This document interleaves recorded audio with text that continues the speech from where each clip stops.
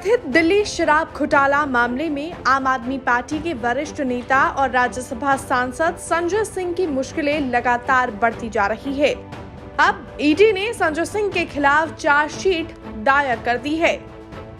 ED की chargesheet में संजय सिंह को आरोपी बनाया गया है। सूत्रों का कहना है ईडी ने चार्जशीट में आरोप लगाया है कि संजय सिंह इस मामले में साजिश, मनी लॉन्ड्रिंग और आरोपियों की मदद करने में शामिल थे। दिल्ली की राउस एवेन्यू कोर्ट 4 दिसंबर को दोपहर 2 बजे इस पर सुनवाई करेगी।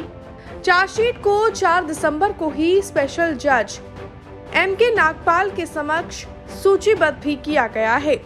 बता दें कि दिल्ली की शराब नीति में घोटाले के मामले में अक्टूबर महीने के दौरान ईडी ने संजय सिंह के आवास पर छापेमारी की थी। इसके बाद संजय सिंह को गिरफ्तार किया गया था। इस मामले में जांच एजेंसियों ने दिल्ली के डिप्टी CM मनीष सिसोदिया को भी गिरफ्तार किया था।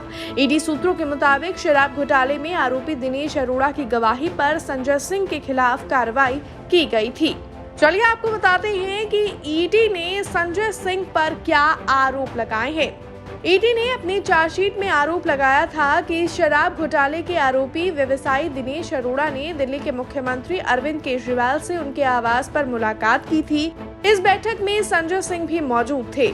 ईडी के सामने दिनेश अरोड़ा द्वारा दिए गए बयान के मुताबिक वे सबसे पहले एक कार्यक्रम में संजय सिंह से मिला था। इसके बाद वे मनीष सिसोदिया के संपर्क में आया। सूत्रों का कहना है ये दिल्ली चुनाव से पहले आम आदमी पार्टी के नेताओं द्वारा आयोजित एक फंड जुटाने का कार्यक्रम था। चार्जशीट के मुताबिक संजय सिंह के कहने पर दिनेश अरोड़ा ने दिल्ली में आगामी चुनावों के लिए पार्टी फंड इकट्ठा करने के लिए कई रेस्टोरेंट मालिकों से बात की। इतना ही नहीं, उसने 32 लाख रुपए का चेक भी मनीष सिसोदिया को सौंपा।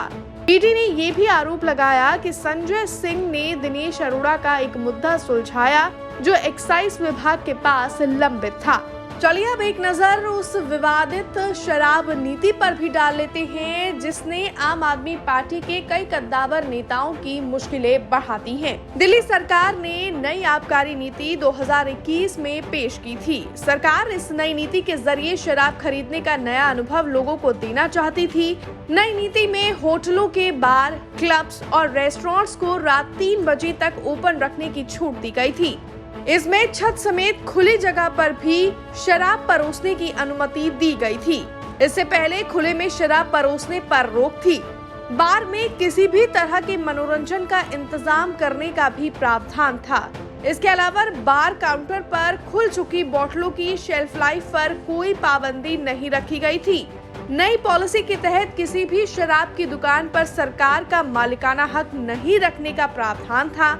नई पॉलिसी में कंज्यूमर्स की चॉइस और ब्रांड्स की उपलब्धता को तवज्जो दी गई थी। इसका उद्देश्य स्मगलिंग और बूटलेगिंग रोकना था। नई पॉलिसी में सबसे खास बात थी कि ये ई-टेंडरों के जरिए हर जोन ऑपरेटर के लिए नया L7Z लाइसेंस अलॉट किया जाना था। तो अब देखना होगा संजय सिंह के खिलाफ ईडी ने 60 पन्नों की चार्जशीट जो दायर की है उस पर जब 4 दिसंबर को सुनवाई होती है तो क्या संजय सिंह की मुश्किलें बढ़ती हैं या फिर कोई नया मोड़ निकल कर सामने आता है। इस पूरे विवाद पर आपका क्या कुछ कहना है हमें कमेंट्स में जरूर बताएं। ब्यूरो रिपोर्ट, दिल्ली तक।